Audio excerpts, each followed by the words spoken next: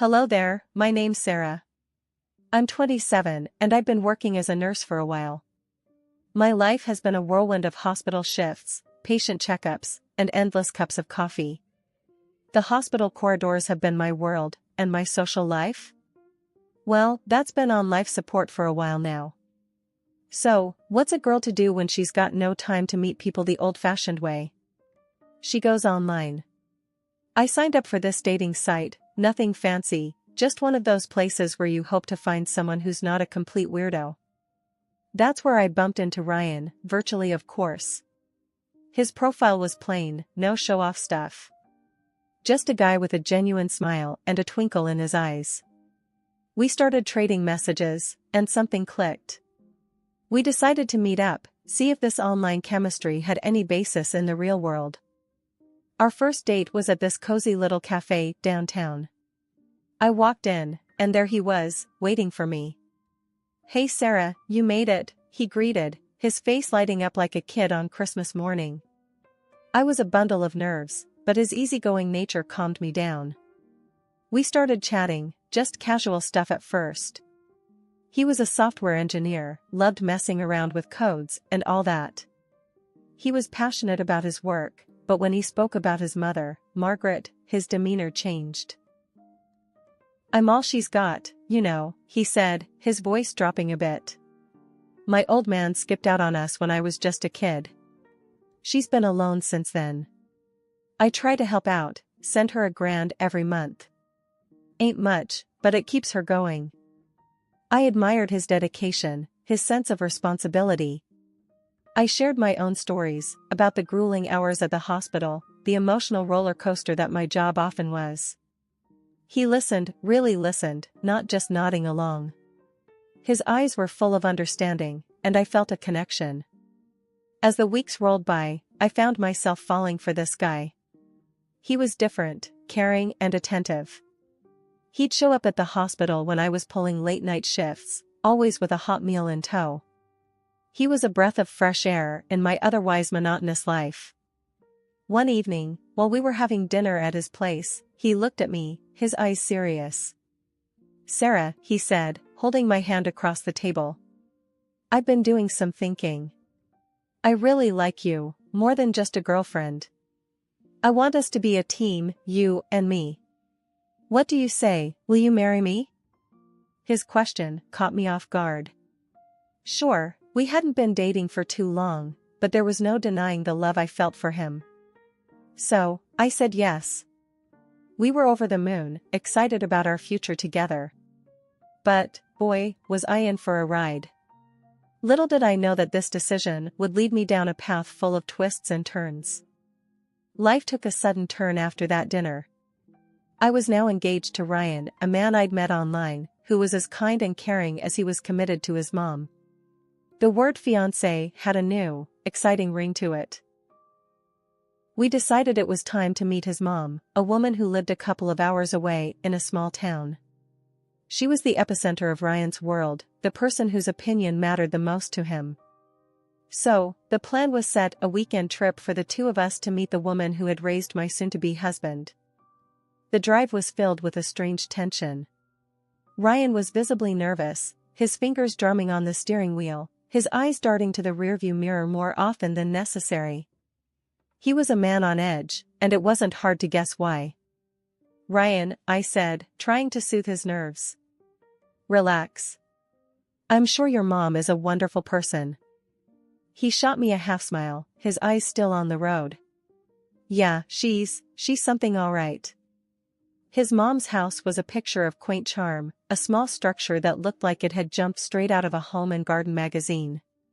As we pulled up, I saw her waiting for us on the porch, a frail figure with a spark of defiance in her eyes.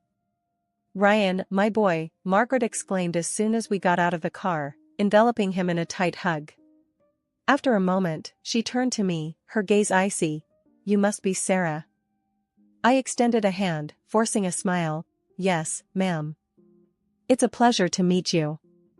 The afternoon was a whirlwind of conversation, a deep dive into Ryan's life and his mom's sacrifices.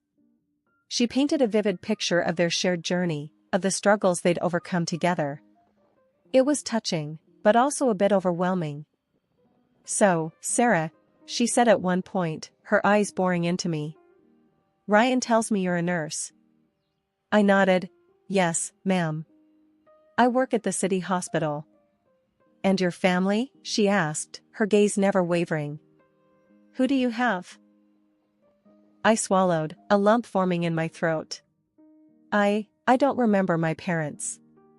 My grandmother raised me." She nodded, her eyes softening a bit.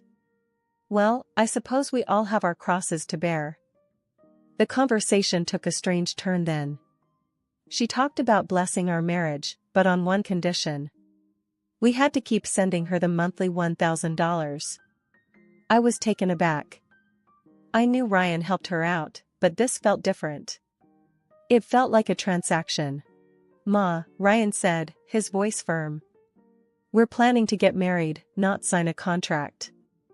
Margaret shot him a stern look. "This is not a negotiation, Ryan. It's what I need." Ryan looked at me, his eyes pleading. It was a tough situation, one that I didn't want to escalate. So, I agreed. I agreed to this bizarre condition, for Ryan's sake. The wedding planning kicked off with a bang.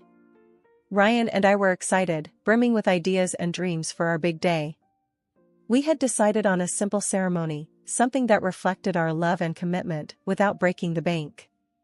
After all, we had a significant monthly commitment to Ryan's mom, which kept our budget modest. But love, we believed, didn't need an extravagant show.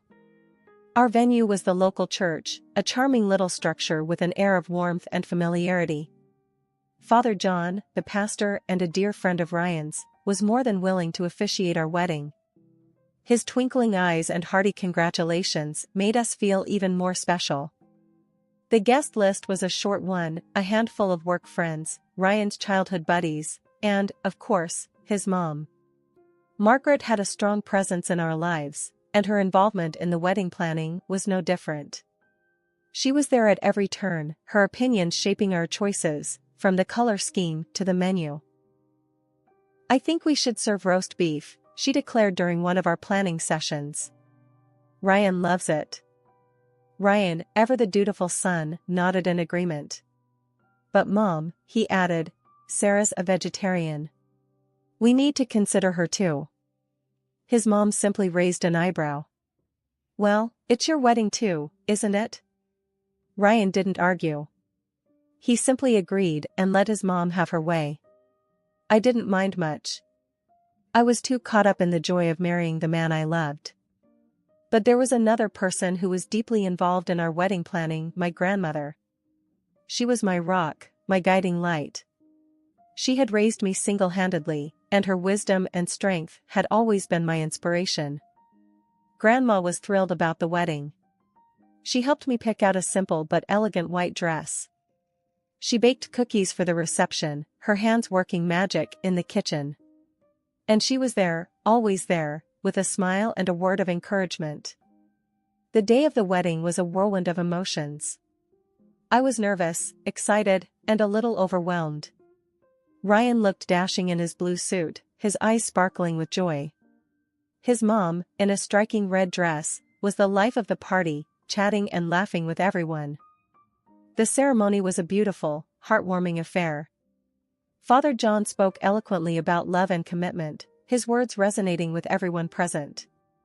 As Ryan and I exchanged our vows, I could see tears in Grandma's eyes. It was a moment I would cherish forever. The reception, held in the church hall, was a fun-filled event. The roast beef was a hit, and even though I couldn't partake, I was happy to see everyone enjoying it. Ryan's mom made sure to remind everyone that it was her idea. I didn't mind. I was too caught up in the joy of the day.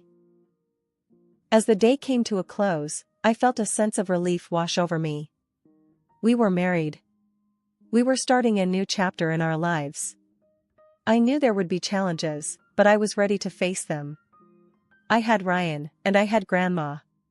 I was ready for whatever life had in store for us. In the weeks following our wedding, Ryan and I were on cloud nine. We had moved into a small rented apartment and were slowly settling into our new life together. Our days were filled with love and laughter, and our nights with dreams of a future we were eager to build together. One of our major goals was to save for a down payment on a house. We had a plan, a budget, and a piggy bank that we lovingly called our future home. Every penny we saved was a step closer to our dream. But our financial plan had a significant dent: the $1,000 we sent to Ryan's mom every month. Ryan's mom was a constant presence in our lives, and not always a welcome one. She had a knack for showing up unannounced, often with a list of complaints and demands. Her favorite topic was her financial struggles and how we needed to help her more. One evening, she arrived at our apartment with a stack of papers. "Ryan, dear," she began, her voice dripping with sweetness, "we need to discuss something." Ryan, ever the obedient son, sat down with her, a look of concern on his face. "What is it, Mom?" he asked. She slid a paper across the table to him. "I need you to sign this," she said. It was a contract, a formal agreement that we, all the time we're married, would continue to send her $1,000 every month. But that wasn't all. She also wanted us to cover her utility bills, and part of other costs. Ryan was taken aback. "Mom, we're already helping you out every month. We can't afford all this," he protested. She simply shrugged. "You'll find a way," she said, her voice cold and unfeeling. I was speechless. The audacity of her demand was shocking. But before I could react, Ryan had already signed the contract. He looked at me apologetically. "I'm sorry, Sarah," he said. "I didn't see this coming." I was seething with anger, not at Ryan, but at his mother. She was exploiting us, and it wasn't fair. "This isn't right," I said, my voice trembling with rage. "You can't just demand money from us like this." She simply smirked. "I just did." The drive home was a silent one. I was too angry, and Ryan was too guilty. Our dream of owning a home seemed to be slipping away, replaced by a growing pile of bills and obligations. Life was a non-stop roller coaster ride with Ryan and his mother. No matter what we did, it felt like we were always under her microscope, and every move we made was met with her disapproval. It was suffocating, and it was starting to eat away at our happiness. The situation reached boiling point one evening when she came over for her usual uninvited visit. Ryan and I had been discussing the possibility of starting a family. We were excited about the idea of bringing a new life into this world. But when I shared our plans with his mother, her reaction was far from supportive. "A baby? Are you two nuts?" Margaret bellowed, her face turning an alarming shade of red.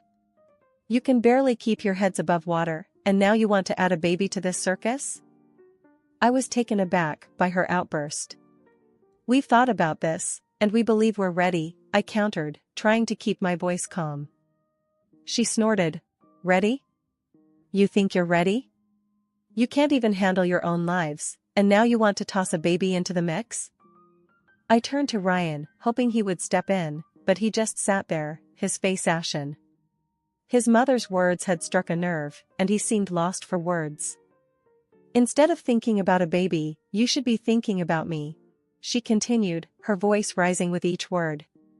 "I'm not getting any younger. I need you to take care of me, not some snot-nosed brat." I could feel the anger bubbling up inside me. "We're not your babysitters," I snapped, my patience wearing thin. "We have our own lives to live. And we won't let you dictate them." Margaret turned to Ryan, tears welling up in her eyes. "Is this how you treat your mother? Is this how you repay me for all I've done for you?" Ryan looked at me, then at his mother. I could see the turmoil in his eyes. He was caught between his loyalty to his mother and his love for me. Finally, he spoke up. "Mom's right, Sarah," he said, his voice wavering. "We're not ready for a baby. We have too many responsibilities already." His words were like a punch to the gut. I couldn't believe what I was hearing. I turned to him, my eyes filled with disbelief. "So, you're taking her side now?"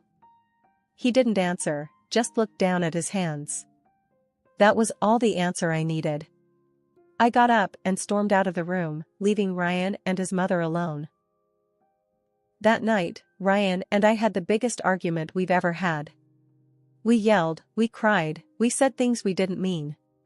But in the end, nothing was resolved. He still sided with his mother, and I was left feeling betrayed and alone. The following weeks were a nightmare. Ryan's mother was more intrusive than ever, and Ryan was more distant. As a result, I just stopped communicating with Margaret, even if it was rude, but not seeing her was already a great achievement. She called me an impudent girl and stopped calling me too. I'd been noticing a change in Ryan for a while. He was always on his phone, his fingers flying across the keyboard as he sent text after text. He was coming home late from work, his excuse always the same, just got caught up at the office, babe. I didn't want to believe anything was wrong. I tried to convince myself that it was just work stress, that he was just busy. But deep down, I knew something was off.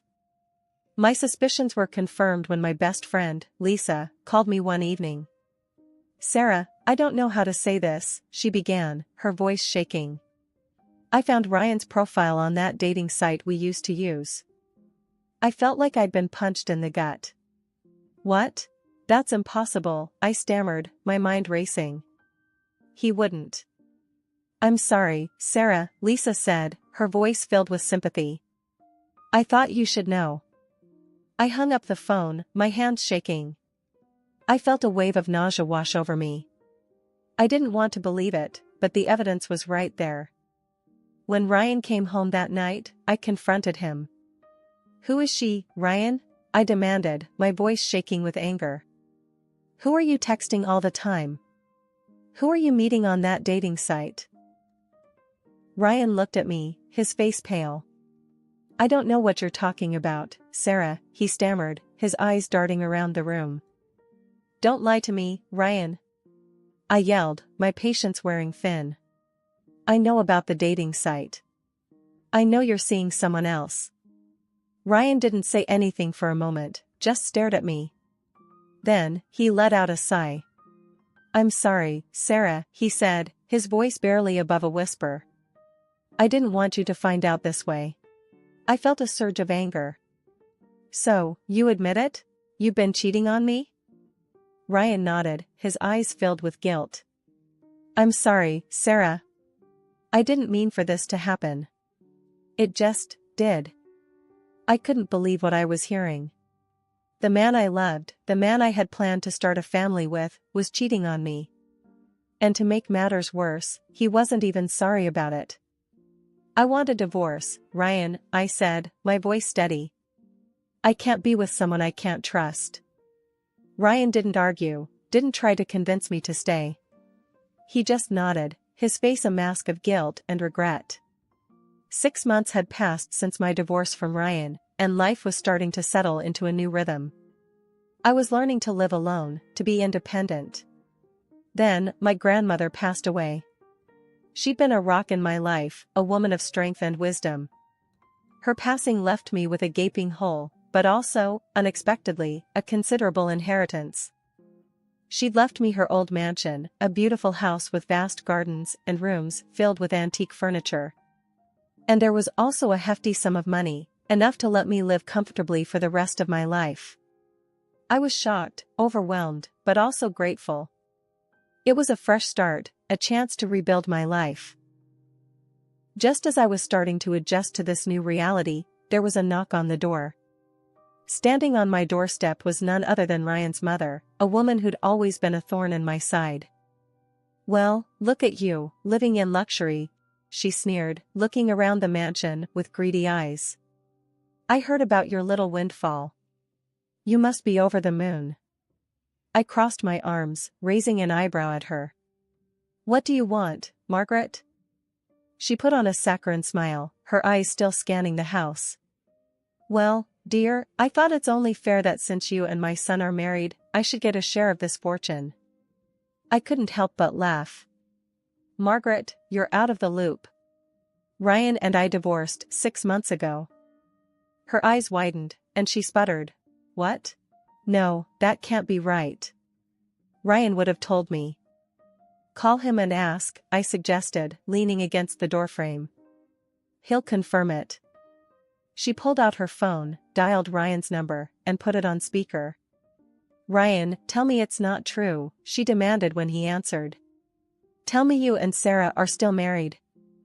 There was a pause, and then Ryan's voice came through, sounding resigned. No, Mom, we're not. We divorced 6 months ago. Ryan's mom ended the call, her face pale. You've made a fool of me, she said, her voice trembling. And you, Ryan, you're an idiot for letting this gold mine slip through your fingers. With that, she turned on her heel and stormed off, leaving me standing in the doorway, shaking with laughter. It felt good to finally stand up to Margaret, to see her taken down a peg. I'd been through a lot, but I was coming out the other side stronger, more confident. My new life was just beginning, and I was ready for whatever came next. I had a beautiful house, financial security, and most importantly, I was free from the shackles of an unhappy marriage. As I closed the door, I couldn't help but smile. Life was looking up. The sun had already started to set when I heard the knock. I opened the door to find my ex-husband, Ryan, standing there. His sudden appearance was as surprising as it was unwelcome. What the hell are you doing here, Ryan? I asked, my voice laced with annoyance. I heard about your inheritance, Sarah, he stammered, his eyes darting around the grand entrance of the mansion. Is it true? I crossed my arms over my chest, raising an eyebrow at him. Yeah, it's true. My grandmother left me her house and a substantial amount of money.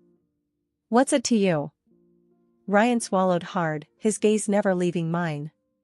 I was thinking, maybe we could give it another shot, Sarah, he said, his voice shaky. I've been a fool. I let my mother dictate our lives.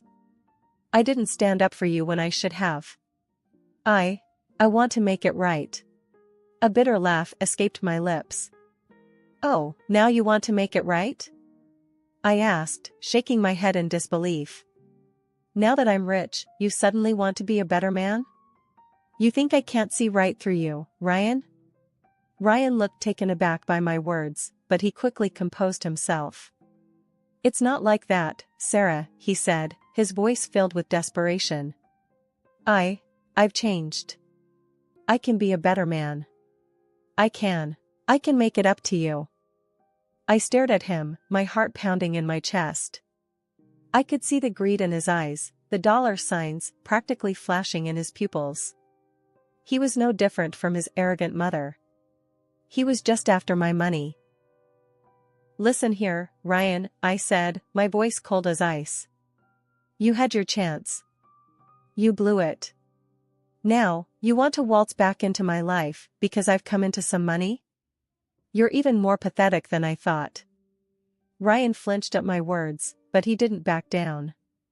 I just want to make it right, Sarah, he pleaded, his voice barely above a whisper. I just want another chance. I shook my head, a humorless smile on my face. You're not getting another chance, Ryan, I said, my voice steady. You're not getting a dime of my money. Now get off my property before I call the cops. With that, I slammed the door in his face, leaving him standing on the doorstep. I could hear him calling out to me, begging for forgiveness, but I ignored him. I had better things to do than listen to his empty promises and pleas. I walked away from the door, my heart pounding in my chest. I'd finally stood up to Ryan, to his manipulations and his lies. I'd finally stood up for myself. In the weeks that followed, I found myself thinking about Ryan less and less. I was moving on, slowly but surely. I was building a new life for myself, a life that was mine and mine alone.